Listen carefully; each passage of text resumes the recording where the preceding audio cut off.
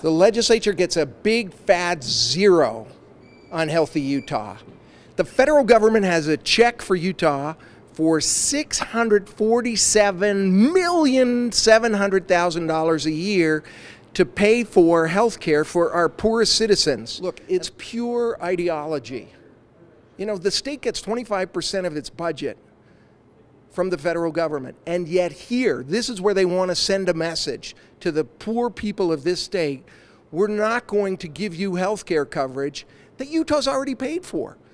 This is $650 million that Utah taxpayers have already paid tax on, and we're sending it back to Washington to send a message. Why don't they send a message on something that affects their lives? Utah, unfortunately, sometimes has this, I think, misnomer of being a weird state. Sometimes people misconstrue our liquor laws and other things. Who knows how much weirdness factor that being the only state to have the firing squad is going to bring to the state of Utah. It's a bad idea. It sends the wrong message about Utah. We ought not to have the death penalty at all, and we certainly ought not to be the only state that has a firing squad. Just bad, bad, bad idea. The governor ought to veto it. There was a few minutes left. There was a bill in the session. There was a bill about the prison and who was going to make the final decision. Was it going to be the legislature? Could the governor veto it? There was a lot of technical things in the prison bill. And as I looked through the bill, I couldn't help but notice that Salt Lake City had put in there, if the prison goes to Salt Lake, they can raise taxes, raise the sales tax by 0.5%. I thought, how could this be possible?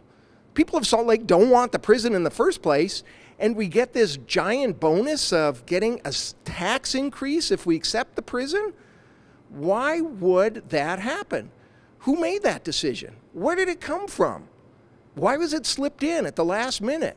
And I think Salt Lake City needs to answer that question, because the bill passed. I voted against it, but to bring the prison to the west side of Salt Lake and to increase taxes for the city that is accepting this prison seems to me to be a double whammy and something that Salt Lake City needs to answer for. You know, the legislative session is over, and so we will live with the results of the legislature. I hope that we can all work together and make it a better city and make it a better community.